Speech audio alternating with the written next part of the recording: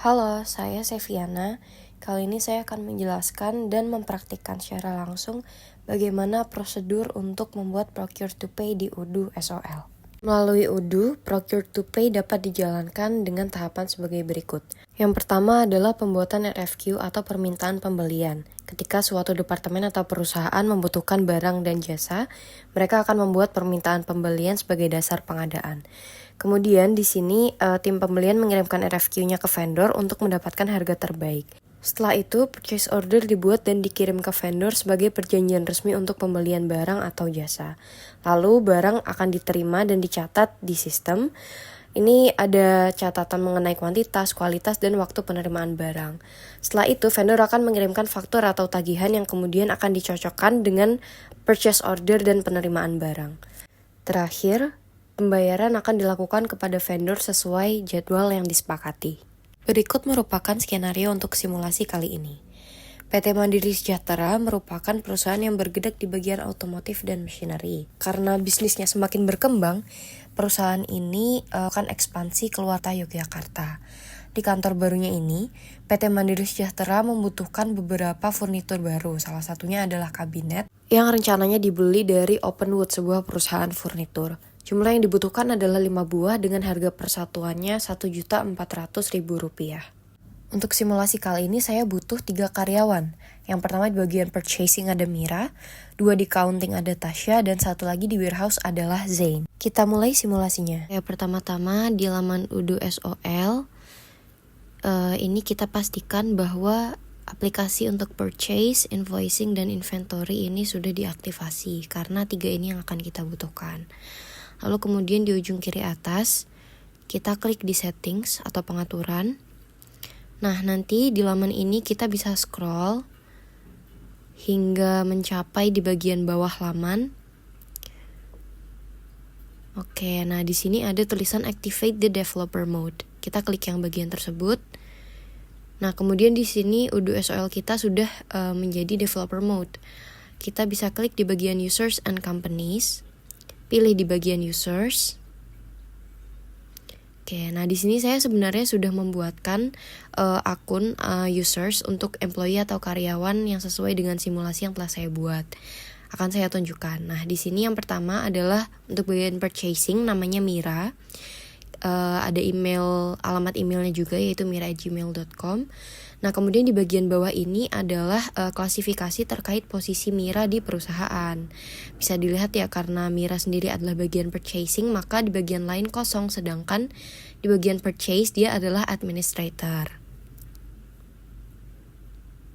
Oke, kita lihat ke users yang lain. Di sini contohnya yang kedua adalah Tasya ya, Tasya Accounting.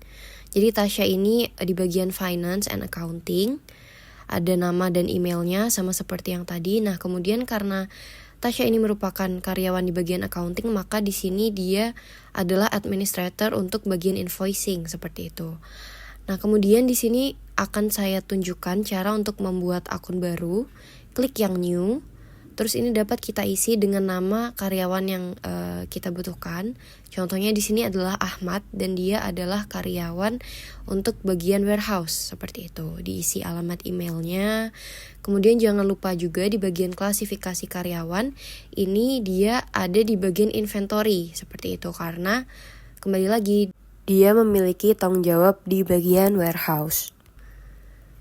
Oke, setelah itu kita pastikan bahwa yang lain ini blank atau kosong.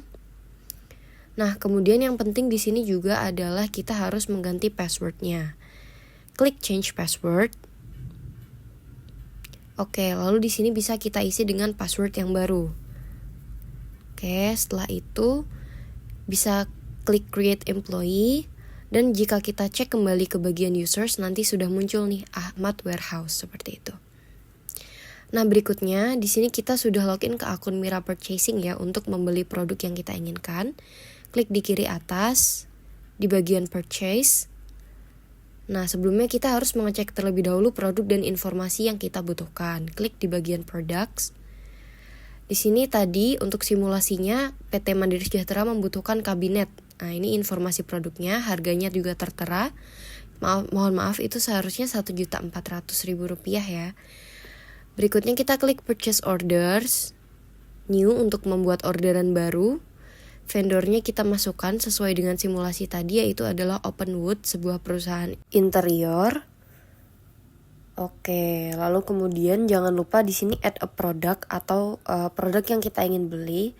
Di sini tadi menurut simulasi adalah sebuah kabinet. Kemudian kuantitinya juga jangan lupa disesuaikan. Kita butuh 5 barang dan unit price-nya kita sesuaikan dengan informasi yang tadi tertera di laman products. Nah, kemudian untuk totalnya jangan lupa ini dia akan otomatis berubah juga. Lalu setelah itu kita klik send by email. Tunggu sebentar. Nah, hingga muncul tampilan seperti ini. Nah, ini kita bisa cek lagi ya apakah sudah sesuai. Terus di sini juga akan muncul kode pemesanan. Kita klik send untuk mengirim emailnya. Nah, email sudah terkirim, RFQ-nya sudah terkirim. Jangan lupa lagi-lagi di sini kita cek kode pemesanannya P00019.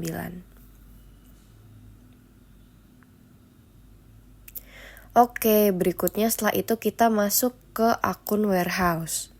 Sini sama, kita klik kiri atas ke bagian inventory. Nah, kita klik yang bagian receipt ini.